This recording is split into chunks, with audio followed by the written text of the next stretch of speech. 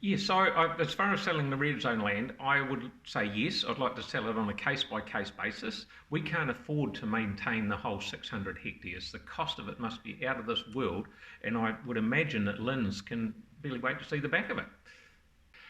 Anything to do with flat water sports, any option I would consider. It needs to bring a new dimension to the east. Dragon boating, waka, canoeing, cableway, water skiing, fishing, to name a few. This will bring more people to Christchurch as a destination, and more people in Christchurch is what we definitely need. Right, not necessarily bringing people in, not necessarily the flat water lake or anything like that, but setting land aside for a zero or low cost for environmental groups to prove their ideas and get traction on their projects. And after they're up and running, then lease it to them on a commercial basis and see how they go from there. But at least give them a running chance to get going, up and going. As far as ownership goes, council should own it with maybe a joint venture partner on some of the things, but definitely not the governance. The council has a very good knack of making a simple job difficult. And I think a small separate group of passionate, common sense, environmental business people that can make informed decisions quickly will be just what we need.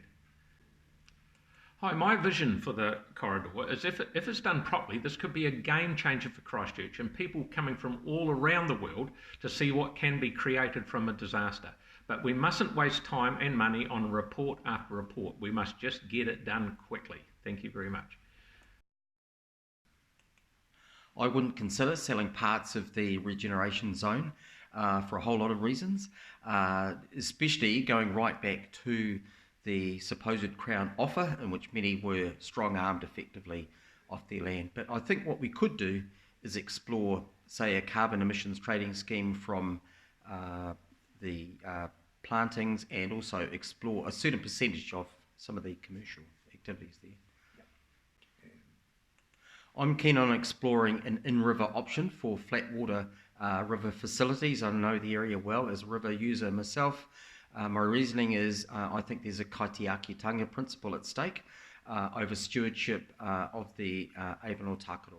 We need to attend to that first over the various water quality, yellow flag iris, other issues there, but I would support widening it for flat water facilities. Given that Bottle Lake has 900,000 visitors a year, I would support, in a sense, keeping things simple by virtue of having recreational, activities for people. Bottle Lake has people all times of the year, all seasons. Larger scale projects like the Eden project, for instance, I think would be good as well.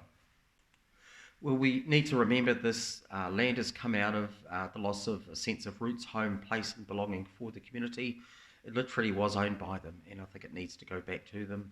There's a sense in which obviously the council owns it, but real ownership I think needs to be in the hands of the community, exploring a co-governance model involving elected members and also community members.